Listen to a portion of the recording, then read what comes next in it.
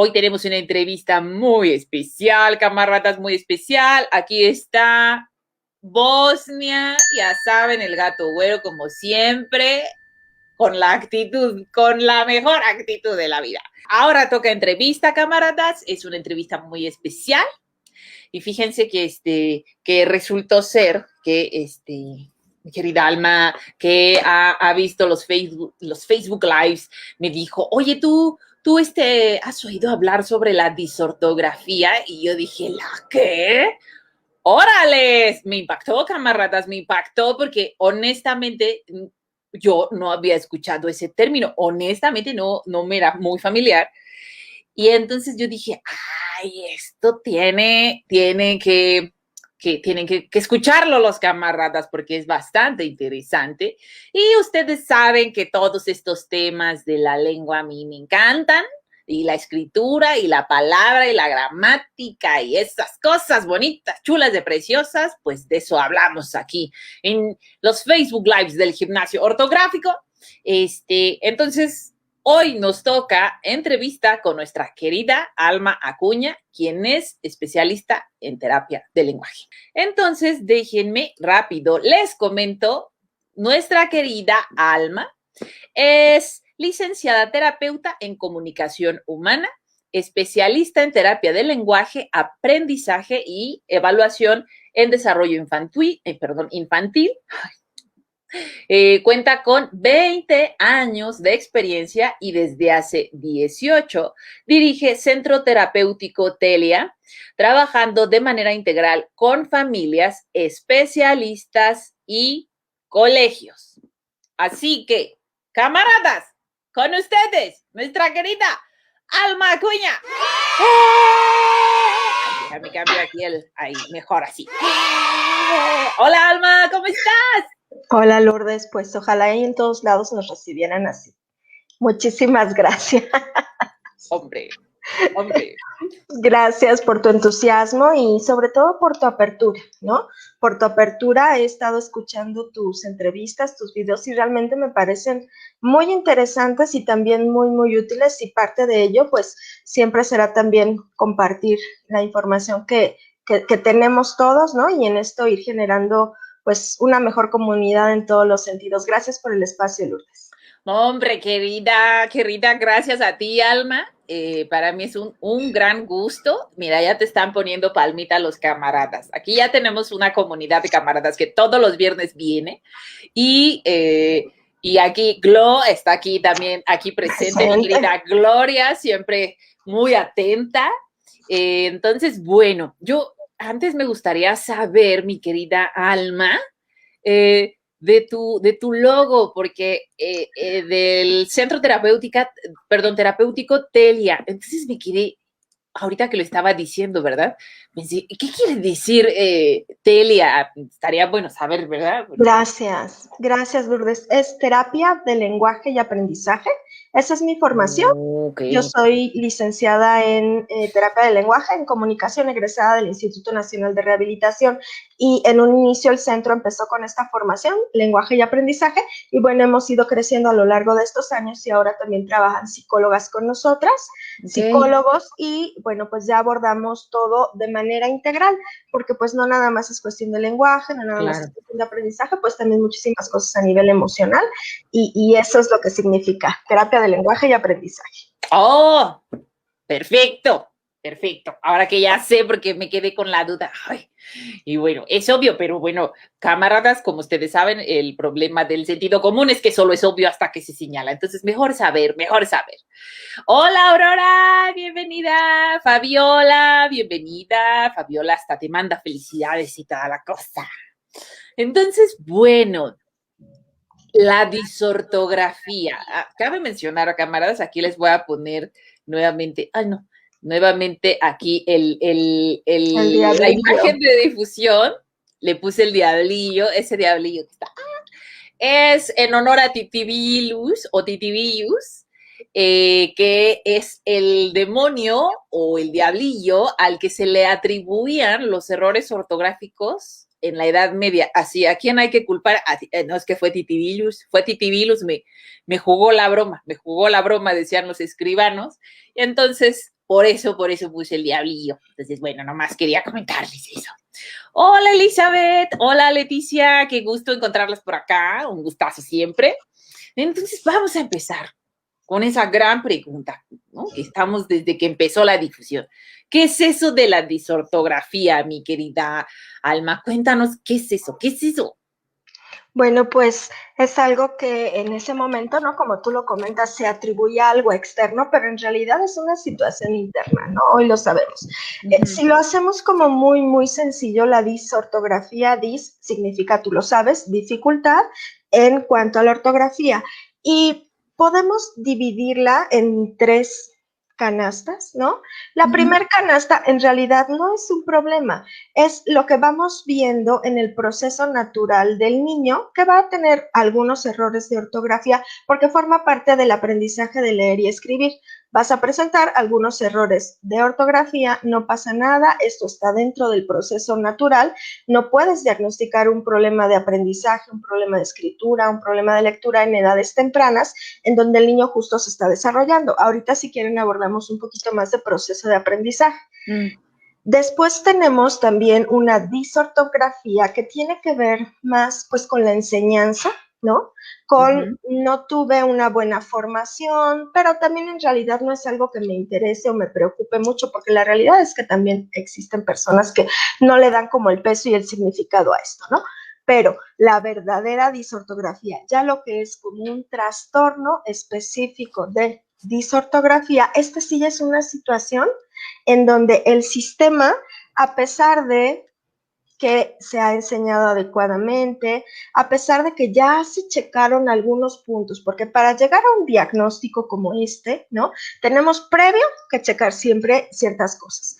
De entrada, la edad, ¿no? Como les decía, no podemos decir que un niño de 5, de 6, de 7, sería un absurdo decir que tiene un problema relacionado con la ortografía.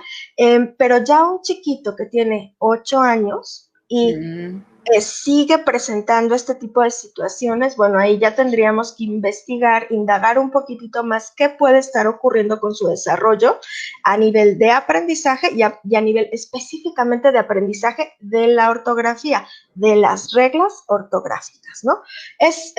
Bueno, a mí me parece muy interesante cómo sí hay personas que únicamente es el tema, la parte de ortografía. Para que se pueda caer, digamos, o llegar a este punto, ya checamos ojos, fundamental. Estamos viendo adecuadamente, que es una de las primeras preguntas que nosotros hacemos siempre en una historia clínica. ¿Estamos viendo bien? El niño ve bien, pero acuérdate, no nada más es esta parte de agudeza visual en distancia, sino que también el niño mueva adecuadamente los músculos que hacen que nuestros ojos vayan al pizarrón, regresen al cuaderno, vayan al pizarrón, regresen al cuaderno y en mi cuaderno no estén bailando mis ojitos y entonces no está acomodando adecuadamente y se vea reflejado en mi escritura, pero en realidad es un tema oculomotor, ¿no? Entonces no es un problema de disortografía, es un tema que se tiene que checar primero cómo estoy viendo y cómo está funcionando mi sistema motor a nivel de ojitos. Es algo pues muy interesante y siempre desde ahí tendríamos que partir. Recomendamos que se hagan evaluaciones visuales pues todo el tiempo, ¿no? O sea, cada año, así como vamos al dentista a revisarnos boquita, pues tenemos que ir a revisarnos también cómo están los ojos. Y más, un niño que está en proceso de aprendizaje de lectoescritura, ¿no? Y por increíble que parezca, pues sí, a veces nos damos cuenta que en realidad el niño no estaba viendo bien y no era que no pudiera aprender y que lo veíamos reflejado en la ortografía, ¿no? Era un tema visual. Entonces, siempre descartar esta cuestión visual. También es importante que no sea una cuestión auditiva. A lo mejor podemos creer, sentir que el niño nos está escuchando bien a nivel de volumen, pero no nos está terminando de discriminar adecuadamente estos fonemas que después convertimos en grafías que a lo mejor suenan muy parecidos, ¿no? Que a lo mejor para nosotros en un sistema que ya está maduro, que ya está organizado, que ya entendió, así suena y así se escribe, hay chiquitos que todavía podrían estarlos escuchando igual. No discrimino, Mm. lo sigo pronunciando como lo oigo y pues lo escribo todo el tiempo como me escucho que lo dijo. Entonces, siempre checar también cómo está la discriminación auditiva, que no sea un tema auditivo también. ¿Ahí tenías algún comentario, Lourdes? No, no, la verdad que me parece muy interesante. Hay una pregunta de María la pregunta que nos hace es, ¿cuál sería la diferencia con la dislexia? ¿Cuál es la diferencia que que nos permite saber si es disortografía o si es dislexia? Buenísima pregunta, María, me encanta. Mira, digamos como en la canasta general, todo esto se llama problemas de aprendizaje. En los problemas de aprendizaje tenemos dislexia, que son dificultades en la lectura, problemas de disgrafía, y en estas disgrafías pueden estar los temas, por ejemplo, motores, en donde no escribes adecuadamente, las letras no se entienden bien, de veras al niño le cuesta mucho mandar la señal y que mi coordinación ojo-mano sea la adecuada. Dentro de la parte de disgrafía estarían las cuestiones de discalculia, porque finalmente es un tema de escritura, perdón, de disortografía, finalmente es un tema de escritura. Dislexia es lectura, disortografía es ortografía, como escribo, y dentro de los problemas de aprendizaje también se pueden meter en la misma canasta la discalculia, dificultades en el aprendizaje de temas relacionados con las matemáticas. Y otra vez, aplica el mismo criterio. No es porque no te enseñaron bien, no es porque tengas un coeficiente intelectual comprometido, es porque realmente el proceso neuropsicológico involucrado en estos temas, que es algo complejo, no termina, decimos, de madurar adecuadamente o incluso de organizarse adecuadamente, que aunque tú lo identifiques, lo trabajes con el niño, por ejemplo, en una clase de regularización, retomes aspectos y todavía no lo logra, es que realmente está presente esta problemática, ¿no? Entonces, no sé si queda esta diferencia, María, entre dislexia y disortografía. Espero haber sido clara. No, clarísima, clarísima.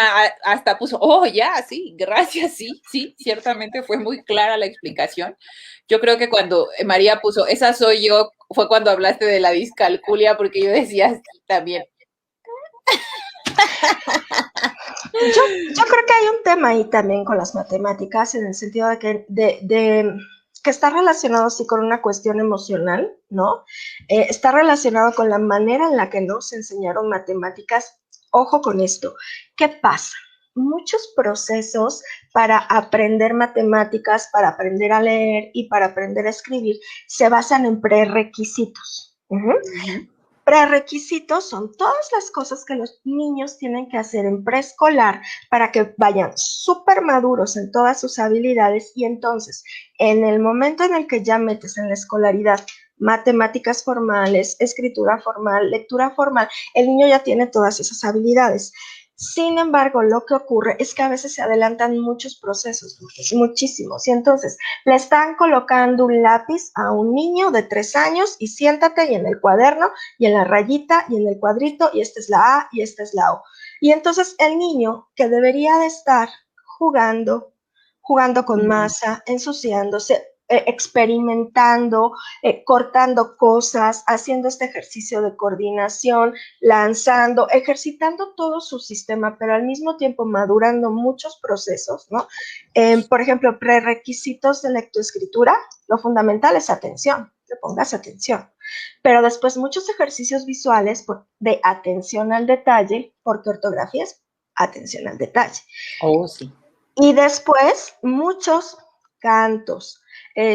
¿Por qué? Porque estás discriminando tu oído. Estás trabajando discriminación en tu oído. Refranes, versos, todos estos juegos lingüísticos que además a los niños les encantan cuando los trabajas con ellos, haces que se esté fomentando todo lo que es la conciencia fonológica, que después te va a servir para, ¿no? Niños que tienen, por ejemplo, dificultades en el desarrollo del lenguaje, posiblemente también van a tener dificultades en el aprendizaje de lectoescritura. Entonces, todo lo que es prerequisito Lo mismo pasa en mate, ¿no? En mate, prerequisitos, que entiendas que este listón es de este tamaño, pero si lo cortas en pedacitos y separas los pedacitos, sigue siendo el mismo listón. En lugar de irte directamente, por ejemplo, a multiplicaciones o a divisiones. Los niños no experimentan las matemáticas, que es, otra vez, volvemos a lo mismo, ¿no? Dividir, jugar, compartir, repartir, todas esas actividades que haces en el juego que te sirven para que en el momento en el que te lo enseñen, lo aprendas rápidamente y lo aprendas de una manera divertida, porque la base de cualquier aprendizaje siempre va a ser la motivación. Y las matemáticas, ¿no? Las matemáticas por lo general no te las enseñan como con ese entusiasmo, con esa motivación, y te las enseñan con cosas tan lejanas, ¿no? Tan que no te significan como niño. Entonces cada vez va siendo una separación, una separación, una separación, y en el momento en el que ya se te piden cosas complejas, crees que tienes discalculia, y en realidad no.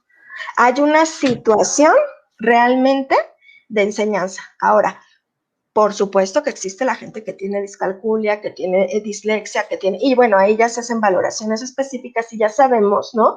Es sí, ¿sabes qué? Sí, porque ya fuimos descartando otro tipo de situaciones y bueno, pues se tiene que empezar a trabajar desde muchos aspectos, ¿no? Para fortalecer desde la autoestima, por ejemplo, pensando en un, ¿no? No es que no quieras, no es que no te guste, no es que seas, y luego ahí metemos esta palabra que no nos encanta, ¿no? Porque de pronto llegan a escuchar algún insulto, ¿no? Claro. Y entonces la autoestima de estos niños se va comprometiendo, pero es que realmente no pueden. Y entonces, en el momento en el que todos en el sistema, los maestros y los papás, vamos entendiendo que está pasando algo con el sistema neuropsicológico del niño, neurocognitivo del niño, eso, ok, entonces sabemos también desde qué escalón, ¿no? ¿Qué adecuaciones se pueden hacer? ¿Qué ajustes se pueden hacer para que también el niño empiece a tener sensación de logro? Esa parte es fundamental, ¿no? Claro. No, ahí hay una pregunta, Lourdes, no sé. Sí, de Luz Helena. Ah, Tere, qué gusto. Luz Helena Portillo nos pregunta a partir de todo esto que nos comentas, ¿no? Y los cantantes de rap son superdotados, entonces, yo ahí, si me permites, Claro. yo creo que eso, por supuesto, tiene que ver con la práctica, ¿no? Yo, antes de estudiar letras, pues estudié teatro y estudié la técnica de improvisación, pues que había que tener, uno tiene claramente la estructura, pero había un formato de la impro que era el teatro en verso, así, vamos a improvisar en el estilo teatro en verso, y yo ahí paría chayotes porque era hablar en octosílabos. Entonces yo no podía con esas, tengo una amiga actriz, Pilar Villanueva, que es la hostia, improvisaba en verso. Y lo que hacíamos para entrenar era justamente hablar, hacer hincapié en los octosílabos, ¿no? Y todo el tiempo tener la sonoridad del tema de los octosílabos. Y yo creo que justamente, por ejemplo, el español es una lengua, y eran octosílabos, porque el español es una lengua muy de octosílabos. El inglés es una lengua más de pentasílabos, ¿no? Sería de 5. Entonces, bueno, eso ocurre. Yo creo que tiene que ver con el asunto de practicar y practicar y practicar, porque, bueno, los raperos también, pues, pueden improvisar. Tienen, bueno, los buenos raperos, ¿no? Los buenos raperos tienen esta capacidad de improvisar. Pero bueno, fue mi pequeña contribución. No sé si qué tan lejana estoy en mis deducciones de la realidad, querida Alma. Pues de entrada yo creo que es el interés que vas a tener otra vez la motivación, ¿no? La Claro. motivación que tienes y seguramente tendrán un oído muy musical y seguramente tienen esta rapidez en cuanto al análisis de la terminación de las palabras y que tienes en tu vocabulario con qué también combinarlas. Claro. Hiciste algo maravilloso, Lourdes. Palmeaste y te moviste, ¿no?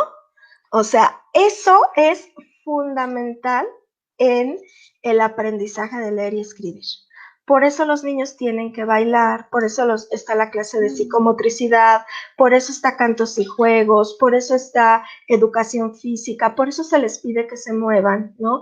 Porque ahí está el ritmo, ahí está la secuencia, ahí está mover mi cuerpo primero de una manera gruesa en el punto en el que donde están mis ojos, donde pongo mis ojos, muevo mi cuerpo.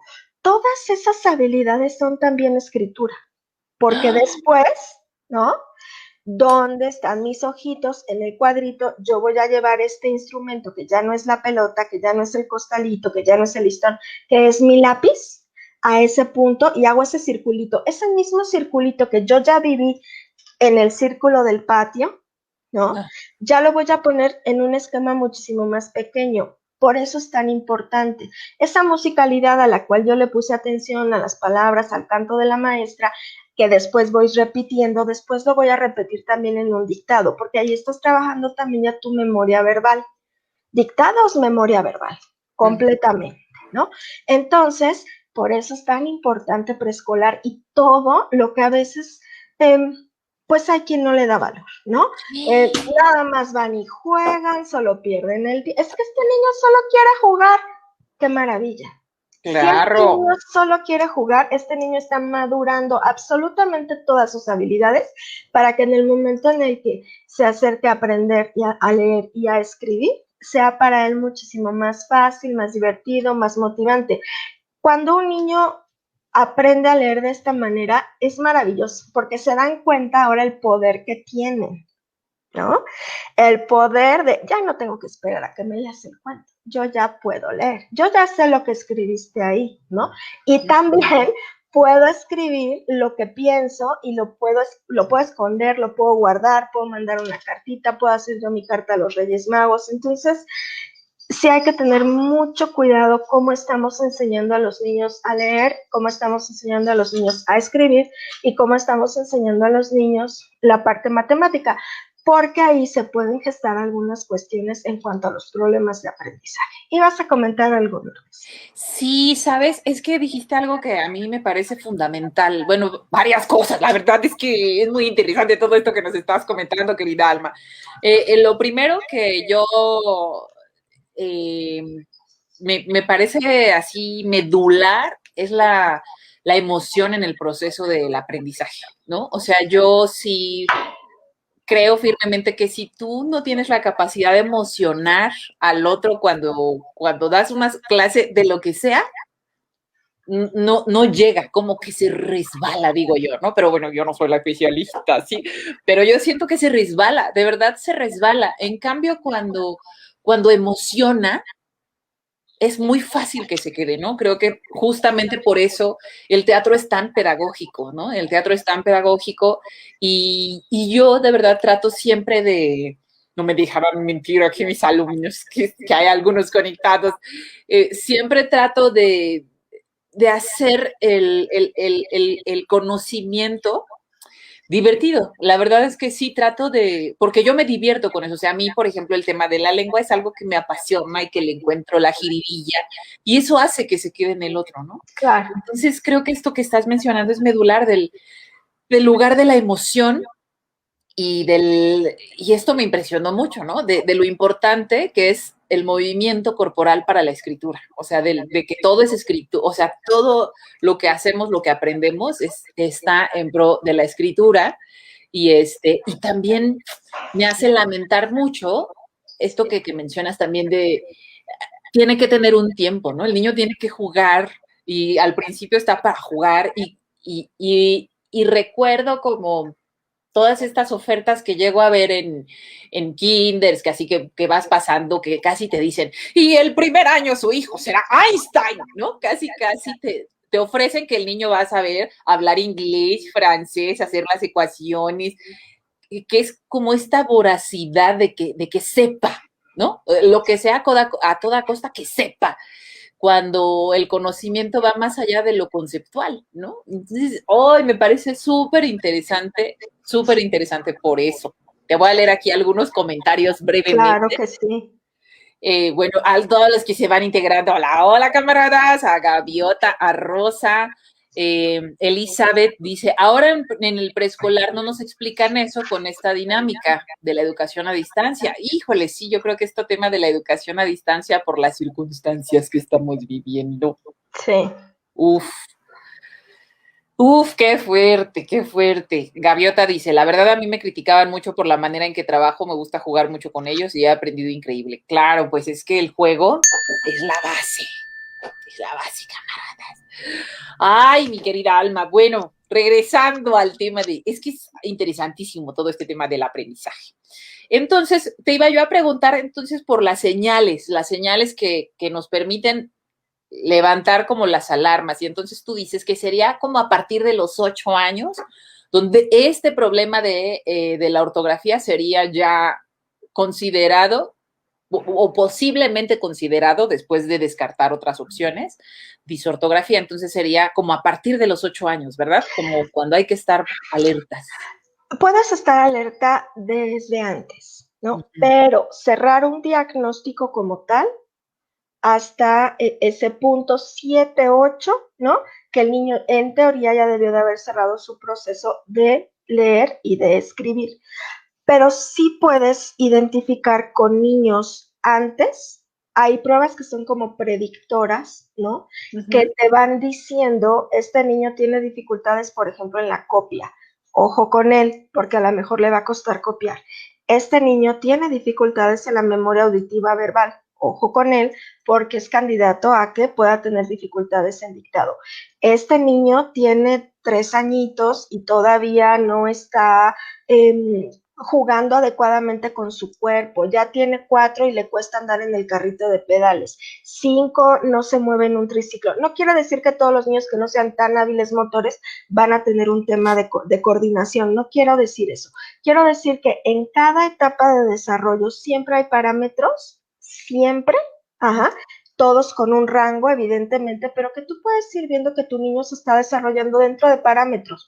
Dices, perfecto, vamos bien, pero si estoy viendo, ejemplo, que mi niño tiene 2 años y no tiene ni una palabra, no puedo decir que va a tener disortografía, pero sí puedo decir que tiene un desfase en el lenguaje, que se está tardando en hablar, ¿no? Entonces, siempre acercarse si tienes dudas sobre el desarrollo, que tu niño está en parámetros, pues con especialistas, ¿no? Preguntas al pediatra, preguntas a alguien que sepa de neurodesarrollo, preguntas a un especialista en valoración infantil, específicamente el lenguaje, preguntas a una terapeuta de lenguaje, ¿no? Por ejemplo, el lenguaje, ¿cómo está? ¿Cómo va? Recordando otra vez que el lenguaje es una de las bases principales del aprendizaje de leer y de escribir. Pensemos, si tú no tienes un buen vocabulario, una comprensión lectora te va a costar, porque tu sistema se va a tardar más en identificar, en jalar toda la información, ¿no? Si tú no tienes una buena memoria verbal, lo lees, pero pues ya no te acuerdas qué decía en un principio, también se va a impactar tu memoria, ¿no? Sí, entonces, más allá de que nos quedemos con la idea, atención hasta los 8 años, no, más bien hasta ese momento es que nosotros como especialistas, a partir de una aplicación de podemos decir es disortografía, es esta, pero desde antes podemos identificar temas de desarrollo en todos los sentidos, en lo motor, en el lenguaje, en el aspecto emocional, en el aspecto social. Y con lenguaje me refiero a comunicación, que realmente este lenguaje, el niño esté comunicando algo, que esa es la otra, ¿no? Porque puede haber niños que te hablan, pero que en realidad no te están diciendo nada. O niños que tienen pocas palabras, pero que se comunican perfectamente. Por eso cada niño es un mundo y un mundo maravilloso, ¿no? Pero sí hay que identificar si hay situaciones en las que se puede ayudar y en las que se puede prevenir. Nosotros somos del enfoque que entre más temprana sea la atención, definitivamente al niño le va mejor. Te compartía yo en las pláticas previas que hemos tenido, en que tuvimos la valoración de una maestra, ella maestra de preescolar, ¿no? Muy buena maestra, excelente en todas las cuestiones, pero con constantes fallas de ortografía y con constantes temas, por ejemplo, de olvidos de cosas, ¿no? Entonces, conociendo nuestro trabajo, etcétera, se acercó, hicimos una valoración integral y nos damos cuenta a partir primero desde la historia clínica, ¿no? La historia clínica son pues todos sus antecedentes, que ella venía arrastrando un tema de aprendizaje de ortografía, pero no por una situación de no ver bien ya lo que hemos comentado, ¿no? Sino realmente ya en las pruebas, etcétera, pues sí sale que el tema es ese. Y hay que trabajarlo, hay que estimularlo y tal, pero yo creo que desde el entender, ok, o sea, es que realmente es algo que me cuesta trabajo, no es ni que sea floja o no esté poniendo atención, no, es que en realidad mi sistema, digamos que esa aplicación, por llamarla de alguna manera, no se descargó adecuadamente. Entonces, me cuesta. Dime. Claro. Sí, justo te iba, porque antes de que mencionaras este caso, como mencionabas, y el chiquito que hay que evaluar, y el pequeño, y el niño, y yo pensaba, ay, nanita, y los adultos, porque yo he encontrado así faltas de ortografía de, ay, mis ojos, así de, ¡ah! Entonces te iba a preguntar para todos nuestros camaradas, entonces sí es, pues, digo, porque también creo que el hecho de leer, ¿no? Esto, yo una vez leí de una chica que ganó un premio de literatura, dijo algo que me impresionó mucho, dije, tengo que hacerlo, camaradas, tengo que hacerlo, que todos los días leía el diccionario, así que terminó un diccionario, lo terminó. Entonces yo dije, ya, y como la verdad es que ahora es bien difícil tener, o sea, como consultar, tienes que tenerlo físicamente, porque así como para leerlo, pues es difícil, ¿no? Y que me compro uno, porque yo solo lo consultaba la aplicación de la RAE en el celular. Y ahí voy, no he terminado, pero diario leía. Y por supuesto que el bagaje, ¿no? El estar en contacto con las palabras, eh, Daniel, hay un pedagogo muy interesante catalán que se llama Daniel Gavarró o Daniel Garrabo. Siempre digo, voy a revisar bien y se me va la onda, pero él lo que menciona es que justamente las palabras con las que menos errores ortográficos tenemos son palabras a las que estamos expuestos, ¿no? Claro, Yo nunca de los nunca he visto internet escrito con Y. claro. Jamás, jamás, porque es una palabra con la que estamos, o celular con ese, tampoco lo he visto. He visto otras palabras, sí, con faltas de ortografía, que incluso si yo menciono ahorita una palabra que no conocemos, una palabra muy extraña, es probable que alguien que nunca la haya visto escrita la escriba mal, porque al no tener contacto con ella, al no conocerla, pues uno adivina, Claro. adivina a partir de todos los fonemas que escuchamos, todos los referentes sonoros. Pero, bueno, regresando, perdón, camaradas, me disperso. Regresando, entonces, bueno, sí puede ocurrir, o sea, sí, o sea, sí, es que si no se atiende la disortografía, o sea, sí llega hasta la adultez.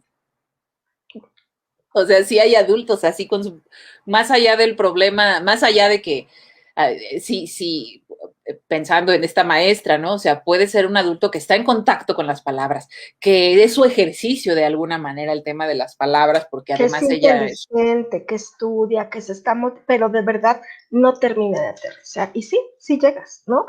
Lo que ocurre es que vamos generando estrategias, Lourdes, ¿no? uh-huh, Vas generando tus propias estrategias sobre, por ejemplo, sobre prevalencia.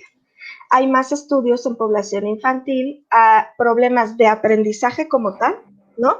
Recordamos, dislexia, discalculia y disgrafía entre un 5, 12, 15%. Ajá. Y los estudios que hay en población adulta no son tan claros y se maneja un 4%. La pregunta es, ¿se fue bajando? ¿Fueron mejorando? Eliges modos de vida en donde no te tienes que enfrentar a escribir y entonces ya no te genera un tema, ¿no? Generas tus propias estrategias. Hay quien tiene yo conocí a un hombre que se dedicaba a esta parte específica de escritura con dificultades de escritura importantes, ¿no? Su mujer era la que le revisaba los textos. Era su mejor estrategia. ¿no? Y entonces vas generando este tipo de estrategias. Hoy nos ayuda mucho, por ejemplo, los correctores, ese tipo de cuestiones, ¿no? Entonces, de alguna manera vas siendo funcional y deja de ser también para ti, pues deja de ser un tema, te entiendes que así eres, ¿no? Generas estrategias, a lo mejor los textos que produces no son, no se van a la corte o no generas un informe por escrito y bueno, finalmente no pasa nada. Pero sí hay personas que definitivamente este tipo de situaciones se llaman trastornos del neurodesarrollo. Así es como están clasificados. Como se está desarrollando mi sistema neurológico, pasan situaciones en donde no se terminan, insisto, como ciertos procesos de madurar adecuadamente o de organizar adecuadamente, descartando ya todo lo que dijimos, ¿no? Entonces, dime, Lourdes. Sí, te iba es que hay unas preguntas interesantes con respecto a este tema. Y yo iba a hacer otra, pero ya se me olvidó. ¡Hola! Pero aprendizaje, la memoria, la memoria es que por ver las preguntas estaba yo pensando, dije, le voy a preguntar, ya se me fue la onda. En fin, no, ya, perdón, rápido, camaradas. Justo te iba a decir, es interesante esto que mencionas, porque yo he visto esta cosa sobre todo en mis alumnos, que luego me dicen, ay, no, pero ya me lo corrige el celular. Y digo, ¡ay, aguas, camaradas, aguas! Porque si le confiamos todo al autocorrector, el autocorrector puede registrar una palabra, de manera correcta en su individualidad, ¿no? Como la palabra esta y está, para el autocorrector ambas son correctas. Entonces, yo soy de la sugerencia que, bueno, hay que cuidar el tema de la escritura, camaradas, hay que cuidarlo, porque sí y porque estamos además en un entorno en el que cada vez escribimos más, ¿no? Cada vez tenemos que escribir más mensajes, más en los chats de la junta del trabajo, más, y sí, pues nuestra escritura está ahí como un paso adelante de nosotros, nos representa. Uy. Claro, totalmente, totalmente, y también a lo que te dediques, ¿no? Claro.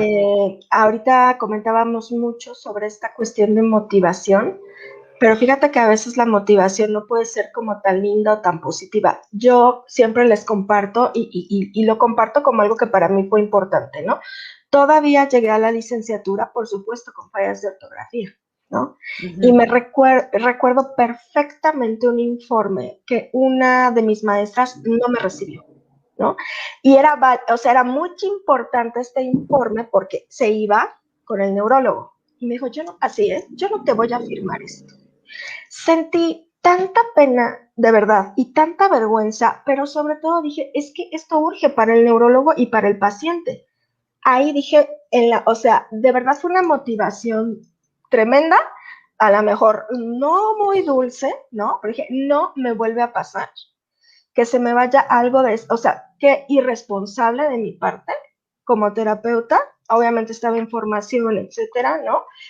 Pero llegas a la licenciatura con este tipo de fallas y no puede ser. Tienes, Claro. tienes que trabajar en ello, ¿no? Y ahora, bueno, ahora Okay. soy muy específica en eso. Ay, muy bien, híjoles que sí, cada cosa, cada tema que sucede. Mira, hay dos preguntas con respecto al aprendizaje de otras lenguas, ¿no? Que es bien interesante. Una pregunta es en cuanto a los niños que crecen en un ambiente bilingüe, ¿cómo saber si van a diferenciar los fonemas de cada idioma al escribir? Y otra pregunta es, ¿este problema lo podría presentar un niño bilingüe? Es decir, a un niño que su lengua materna no es el español. ¿Qué pasa, no? Ciertamente, ¿qué pasa cuando se aprende otra lengua a estas edades? Que bueno, yo ahí tengo mi hipótesis, porque ni siquiera es teoría, es una hipótesis, pero dejemos que, por supuesto, la experta nos diga qué onda. El sistema neurológico en edades tempranas hay mucha plasticidad, llamamos que es neuroplasticidad, entonces es una maravilla, ¿no? Porque el niño entiende que son dos, a veces hasta tres lenguas las que se están hablando en el mismo contexto, ¿no?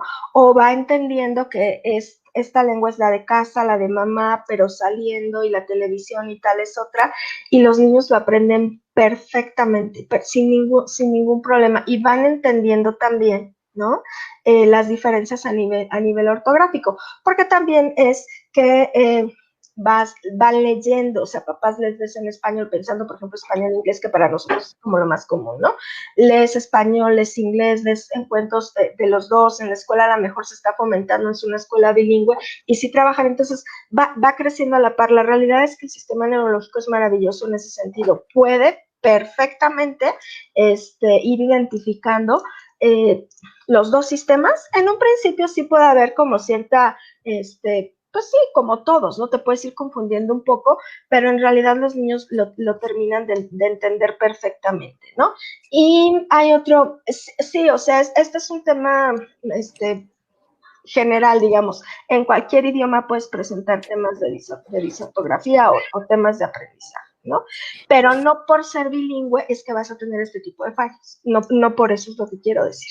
No sé si coincide tu hipótesis, Lourdes. Fíjate que a mí me dijeron en mis clases de lingüística hace años, bueno, me dijeron que eso se debe porque justamente en la infancia, en los primeros 7 años, es muy fácil, es mucho más sencillo aprender otra lengua y eso nos dijeron que tenía que ver con que hasta antes de los 7 años la lengua se adquiere.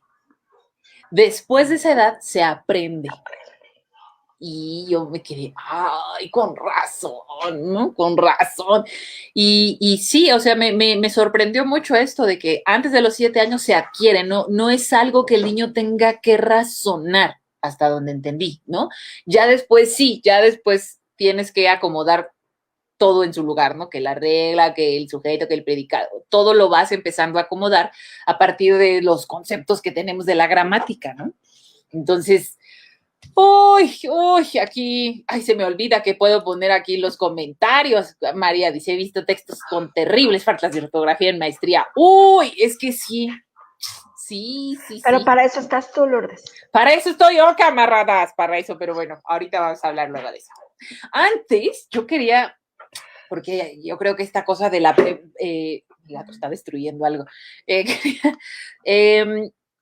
Hay algunos, ¿qué se puede hacer? ¿Qué, desde tú como especialista de estos temas del aprendizaje, mi querida Alma, ¿qué hay algo que podamos hacer para prevenir este tema o para fortalecernos en el área de la lectoescritura?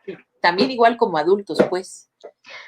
En niños diría siempre permitir la maduración, ¿no? Ya lo dijimos, a partir del movimiento, a partir del juego, a partir de los cuentos. Si nosotros leemos mucho cuento con los niños, eso, hay terapias incluso que están basadas en cuento, ¿no? De lo rico que es el cuento.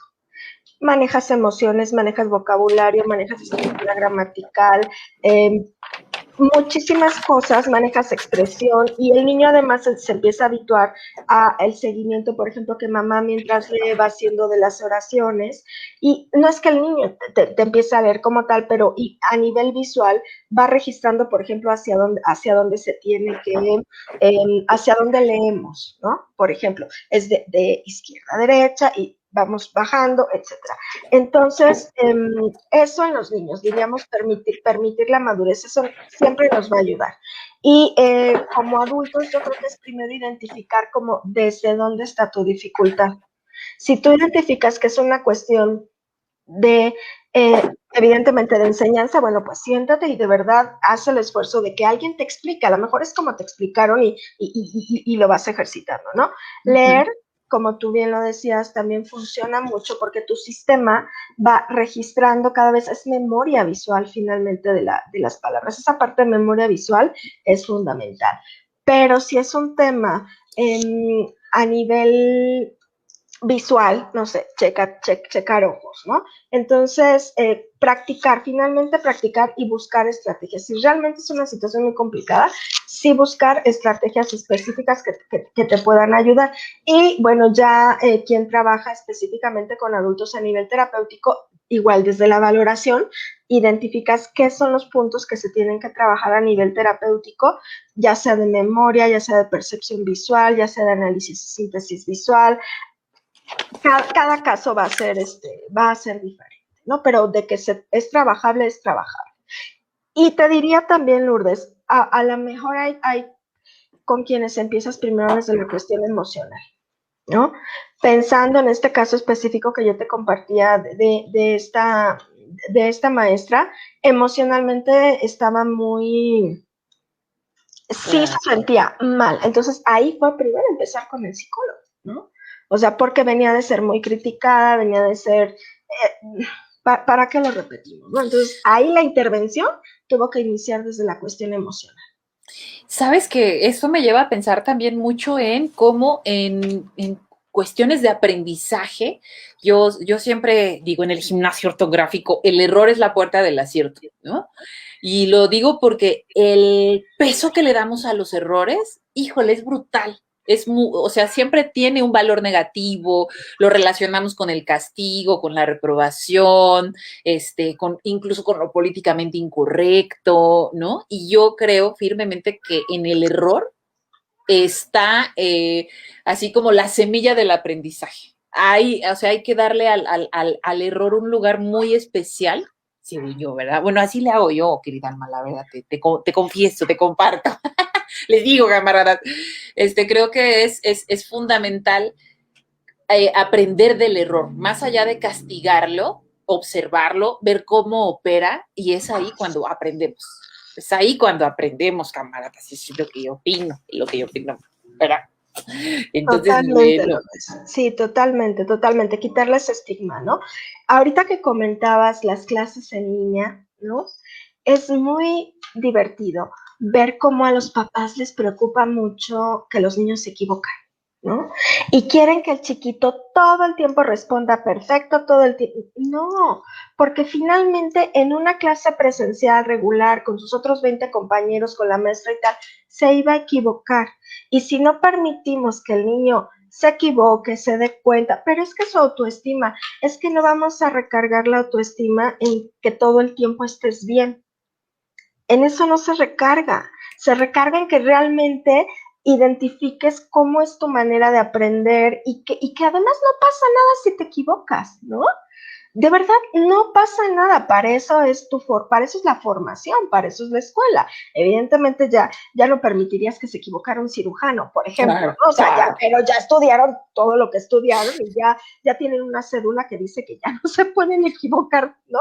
Claro. Pero en preescolar se tienen que equivocar, pero en la primaria se tienen que equivocar y tienen que identificar que en realidad no pasa nada. Pero sí es muy interesante ver cómo los papás no lo permiten y le transmiten al niño justo esta sensación emocional de fatal si te equivocas. ¡Ay, qué fuerte, camaradas! Esto es fuertísimo. Así que si tienen pequeños en casa, hay que dejarlos que se equivoquen y no andar depositando en el error una tonelada de estrés, porque no vale la pena, no vale la pena. Oye, querida Alma, pues como ustedes habrán notado, camaradas, es una bala en su tema nuestra querida Alma. Y entonces, pues, déjanos, por favor, voy a poner, me habías dado unos correos, pero, ¿dónde te puede localizar alguien que necesite hacer algún diagnóstico para sí o para alguien más o cómo? ¿Qué otro? Yo ahorita voy a poner en el chat tu correo, pero ¿en qué otros medios te pueden encontrar? Cuéntanos.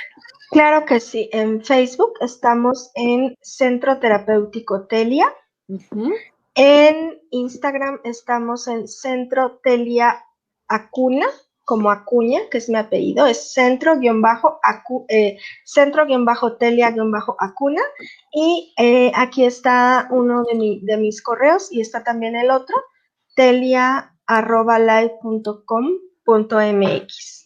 Ok, aquí ya estoy pegando el otro, ya estoy subiendo el otro, ahí está, lo voy a dejar Muchas gracias. para que lo vean todos los camaradas, porque después este video va al YouTube para que los camaradas que me ven desde YouTube tengan tu contacto si necesitan algún diagnóstico, salir de la duda, será, no será, ay, nanita.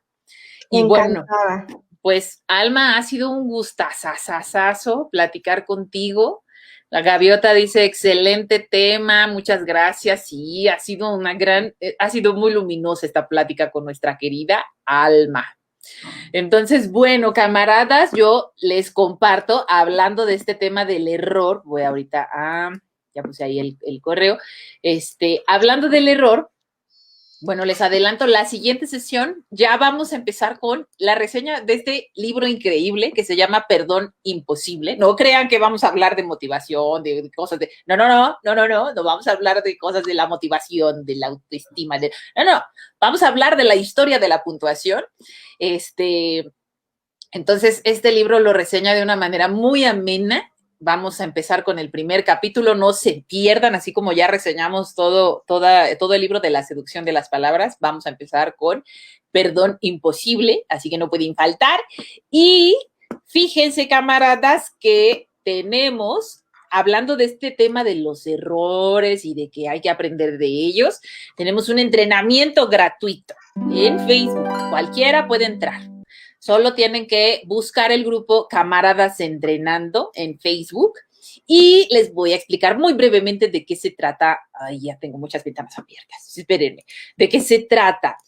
El punto es que yo subo un tweet o un texto que tiene mala ortografía o que tiene problemas de redacción. Y entonces lo pongo los miércoles. La idea es que ustedes puedan opinar sobre qué le falta, qué le sobra, qué necesita, cómo se puede, una versión corregida, ¿no?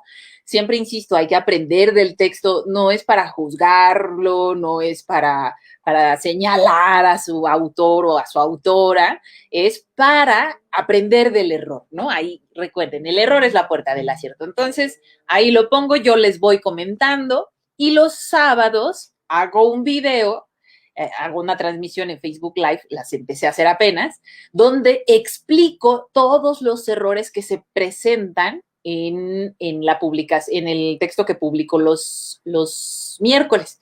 Ahí, como pueden ver, estoy yo así, estoy explicando cuáles son los errores y cómo se pueden corregir, cómo opera el error. Entonces, bueno, si quieren entrenar con nosotros a partir de textos que se pueden corregir donde vemos el error para aprender de él, entonces, camaradas, vayan ustedes a Facebook y busquen el grupo Camaradas Entrenando. Yo los sábados haré el video para todos ustedes. Y recuerden que todos los jueves está la clase gratuita. Deja de sufrir con los acentos. Dejen de sufrir con los acentos, camaradas. Yo les ayudo. Entren simplemente a mi página web, que es gimnasioortográfico.com, y hay una pestañita que dice clase gratis. Y ahí ya estoy ahorita subiendo el enlace. Ahí pueden apartar su lugar. Es gratis, incluye material de trabajo. Entonces, bueno, me pregunta Fabiola, ¿cuándo? Pues tú busca el grupo y luego yo te acepto, bueno, cuanto me sea posible, y todos los miércoles es que publico el texto con errores, lo voy comentando entre jueves y viernes, y el sábado hago el video explicando cuáles fueron los errores, cómo opera el error y una versión corregida. Entonces, bueno, es un entrenamiento gratuito, camaradas, para todos los que quieran. Pueden entrar al grupo Camaradas Entrenando. Aquí nuestra querida Gloria, voy a quitar rápidamente esto. Gloria te dice, excelente presentación, mil felicidades y muchas gracias. Leti te dice, muchas gracias por este gran tema. Paola, querida amiga, dice, muy interesante, gracias por compartir. Y así, puras gracias, puros aplausos para mi querida Alma Acoña. Entonces, bueno, camaradas, nosotros nos despedimos sin antes, por favor, conéctense a las redes de Alma para saber más sobre este tema, que ya tiene todas está muy en las redes sociales para también compartirnos, entonces vayan a visitarla para que conozcan más de ella. Y si les gustó esta entrevista, por favor ayúdenos a compartirla. Si conocen de alguien que tenga un tema como de estos que hablamos, ¿no? De la discalculia, de la dislexia, de la disgrafía, ¿no? Creo que es importante compartir, ¿no? Compartir el conocimiento, que nos apropiemos de él, y ahorita que todo se puede compartir, pues compartirlo para que esté al alcance de más personas. Y como ustedes saben, pues ya tienen los datos de nuestra querida Alma para que la puedan buscar si necesitan algún diagnóstico o algo. Entonces, bueno, muchas gracias de nuevo, querida Alma, por hablarme de este tema tan interesante y por aceptar también la invitación aquí al gimnasio ortográfico y por toda tu generosa explicación de este tema que es la disortografía. Un placer. Entonces, bueno, pues placer. Muchas gracias. Gracias, camaradas. Nos vemos el próximo viernes a las 7 de la noche y seguimos en contacto. ¿Sale? Chao, chao.